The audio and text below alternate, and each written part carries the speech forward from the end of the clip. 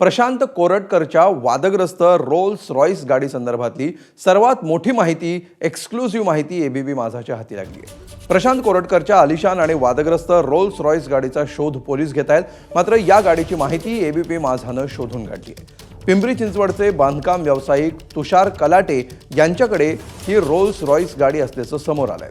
तुषार कलाटे यांच्या मुळशीच्या फार्म हाऊसवर ही गाडी असल्याचं एबीपी माझाच्या हाती लागलेल्या व्हिडिओमधून दिसतंय। एबीपी माझानं ही गाडी शोधून काढली आहे।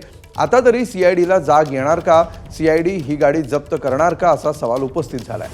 WB02 AB123 या क्रमांकाच्या या रोल्स रॉइस सोबत तुषार कलाटे यांचे फोटो देखील आहेत। दुसरी महत्त्वाची बाब म्हणजे प्रशांत कोरटकर आणि तुषार कलाटे यांचा एकत्रित व्हिडिओ देखील एबीपी माझाच्या हाती लागलाय। या व्हिडिओमध्ये प्रशांत कोरटकर आणि तुषार कलाटेंसह वादग्रस्त तांत्रिक मनोहर भोसले देखील दिसून येतोय। मनोहर भोसलेवर याआधी अघोरी विद्येमार्फत भक्तांना लुबाडल्याचे आणि लैंगिक शोषणाचे गुन्हे दाखल आहेत। तुषार कलाटेंनी ही रोल्स रॉइस प्रशांत कोरटकरच्या पोलीस अधिकाऱ्यांसोबत असलेल्या मैत्रीपूर्ण संबंधातून मिळवली का हा प्रश्न निर्माण होतोय। कारण ही रोल्स रॉइस 4,700 कोटी रुपयांच्या घोटाळ्याचा आरोप असलेल्या महेश मोतेवारच्या समृद्ध जीवन या कंपनीच्या नावावर आहे। पोलीस तपासामध्ये कोरटकर या गाडीबाबत पोलिसांना माहिती द्यायला टाळाटाळ करतोय।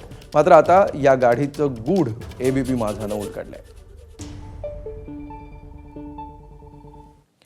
तर या सगळ्यावर तुषार कलाटेंनी काय स्पष्टीकरण दिलंय आपण पाहूया। ही घटना 3 ते 4 महिन्यापूर्वी झालेली। त्याच्यानंतर कोरटकरचा आपला काही संबंध नाही। प्रशांत कोरटकरला ह्याच्या अगोदर आपण कधी भेटलेला होता का त्या घटनेच्या पूर्वी? नाही, त्याच्या अगोदर कधीही मी प्रशांत कोरटकरला भेटलो नव्हतो। गाडी मी 2016 मध्ये ती मी बँकेकडनं BMW फायनान्स कडनं विकत घेतली होती। BMW फायनान्सचं त्याच्यावर लोन होतं। त्याच्या संदर्भातले सगळे पेपर, त्याच्या संदर्भातले RC बुक, त्याच्या संदर्भातले सगळे BMW फायनान्सनी मला ते दिलेले आहे। कोरटकर म्हटलं की मला गाडीची एक चक्कर मिळेल का? तर मी म्हटलं पत्रकार आहे, मारू दे। मला काय त्याचे ऑब्जेक्शन त्यावेळेस नव्हतं, कारण पत्रकार म्हटल्यावर स्वच्छ चारित्र्याचा माणूस असा समजला जातो। मग त्याला एक चक्कर दिली। मग तो म्हणला एक मी फोटो घेतो।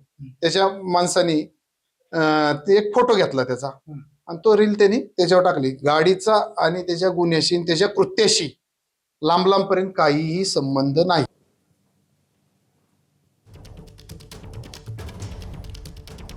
तर लाखो गुंतवणूकदारांची 4,700 कोटींना फसवणूक करणाऱ्या महेश मोतेवारला 2015 मध्ये अटक झाली। या रोल्स रॉइसमधून वादाचा धूर कसा येतो हे आपण पाहतोय। मोतेवारच्या हजारो कोटींच्या मालमत्तांचा लिलाव होऊन गुंतवणूकदारांना पैसे वाटणं अपेक्षित होतं। लिलावाची जबाबदारी असलेल्या सरकारी अधिकाऱ्यांनीच ही मालमत्ता लुबाडल्याचा आरोप होतोय। 7 ते 8 कोटींची ही रोल्स रॉइस आहे आणि ती ताब्यात घेऊन लिलाव झालाच नाही। रोल्स रॉइस विकता येणार नाही असं सीबीआय आणि सीआयडीनं 2015 मध्ये दिलेल्या नोटिशीमध्ये म्हटलेलं होतं। वरिष्ठ पोलीस अधिकाऱ्यांसोबतच्या संबंधातून कोरटकरनं ही नोटीस मागे घ्यायला लावली अशी चर्चा आहे। गाडीवर कर्ज दाखवण्यात आलं आणि बँकेमार्फत या गाडीचा लिलाव घडवला गेला। कोरटकरच्या वरिष्ठ पोलीस अधिकाऱ्यांसोबतच्या संबंधातून ही गाडी कलाटेंनी 2 कोटींना खरेदी केली। त्यानंतर पुण्यामध्ये रेंज हिल्स भागामध्ये कोरटकरनं ही रोल्स रॉइस चालवली आणि त्याचा व्हिडिओ शूट केला। रोल्स रॉइस सापडत नसल्याचा दावा सीआयडीचे अधिकारी माझाशी बोलताना करतायत। तर रोल्स रॉइसच्या तपासासाठी सीआयडीचं कोल्हापूर पोलिसांना पत्र देखील आलेलं आहे। कोरटकरनं पोलिसांना माहिती द्यायला नकार दिल्यावर सीआयडीनं पुन्हा कानावर हात ठेवले आणि अखेर एबीपी माझानं या रोल्स रॉइसचं गूढ उलगडलंय। तर प्रशांत कोरटकरनं फरार होण्यासाठी वापरलेली गाडी कोल्हापूरमध्ये आणली। पोलिसांनी चंद्रपूरमधून पलायनासाठी वापरलेली ही गाडी आणलेली आहे। कोरटकरला गाडी पुरवल्याचा धीरज चौधरीवर ठपका आहे।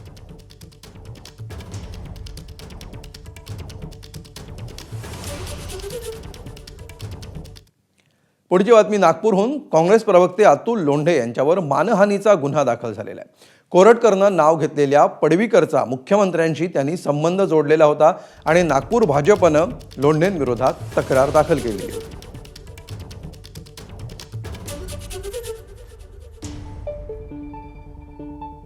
अतुल लोंढे नाहीत तर त्यांची परंपरा राहिली आहे आतापर्यंत फेक नेरेटिव्ह तयार करण्याची.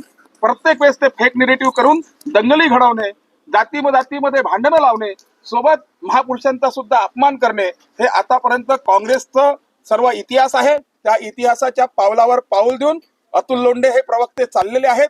आज आम्ही त्याच्या विरोधात गुन्हा दाखल केला आणि यानंतर आम्ही हे सहन करणार नाही. तर कोरटकरला लपवण्यामध्ये मुख्यमंत्री कार्यालयाचा हात असल्याचं संजय राऊत यांनी म्हटलंय. तर विजय वडेट्टीवार यांनी देखील यावर टीका केली आहे. आज मी वृत्तपत्रात वाचलं, जो तेलंगणात गेला प्रशांत कोरटकर, ती गाडी कोणाची होती? ती गाडी मुख्यमंत्री कार्यालयातल्या एका अधिकाऱ्याची होती.